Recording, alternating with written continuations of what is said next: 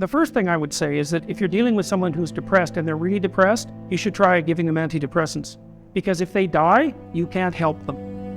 Okay, so if you're suffering, you are obligated, in a sense, to hold on to whatever rope someone throws you. And one of the things I do with my clients all the time, especially if they're really in trouble, is to tell them, look, I don't know exactly what's going to help you, but don't arbitrarily throw out any possibilities because you might not have that luxury. Antidepressants help a lot of people, and there are technical reasons why that's the case. So that's a simple answer. It's not relevant to what I already described, except that if you're offered a gift by your society and it works, try it. I don't care what your presuppositions are. Apart from that, lots of the time you see people who are suffering with depression, for example. There's a multitude of reasons, but I'll take one common reason. You can think about it as associated with the story of Peter Pan. Now, Peter Pan is someone who won't grow up, right? Now, the problem with Peter Pan is he gets to be king, but it's king of Neverland. Neverland doesn't exist. So being king of nothing isn't that helpful. Well, one of the things that you often see with people who suffer from depression, and I'm not making a blanket statement about the cause of depression because there's lots of them, is that people who don't have enough order in their life tend to get overwhelmed. So, for example, if someone comes into me and to see me and they say they're depressed, I always ask them a very standard set of questions. Do you have a job?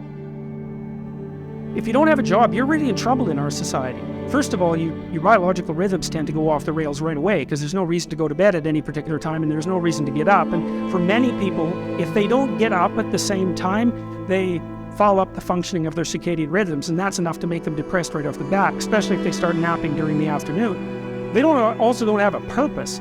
People aren't good without a purpose, and this isn't hypothesizing. We absolutely understand the circuitry that underlies positive emotion. We know how it works. Almost all the positive emotion that any of you are likely to experience in your life will not be a consequence of attaining things. It will be a consequence of seeing that things are working as you proceed towards a goal you value. That's completely different, and you need to know this because people are often stunned. For example, they finish their PhD thesis and their presupposition is that they're going to be elated for a month, and often instead they're actually depressed, and they think, hell, I've been working on this for 7 years and I handed it in, and what do I do now? And then that's what depresses them, right? It's the what do I do now? Well, they're fine if they enjoyed it, pursuing the thing. As long as it was working out, they get a lot of enthusiasm and excitement out of that because that's how our nervous systems work. Most of your positive emotion is goal pursuit emotion. If you take drugs like cocaine or amphetamine, the reason they're enjoyable is because they turn on the systems that help you pursue goals. That's why people like them. So if you don't have a job, you got no structure, that's not good. Plus, you tend not to have a point. So you're overwhelmed by chaotic lack of structure and you don't have any positive emotion. Well, do you have any friends?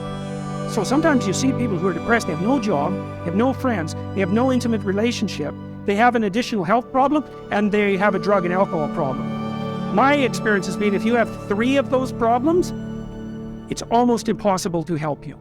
You're so deeply mired in chaos that you can't get out because you make progress on one front and one of the other problems pulls you down. So one of the things I tell people who are depressed is like, don't sacrifice your stability. Get a job, even if it's not the job you exactly want. Get a damn job. You need a job. Find some friends. Get out in the dating circuit. See if you can establish an intimate relationship.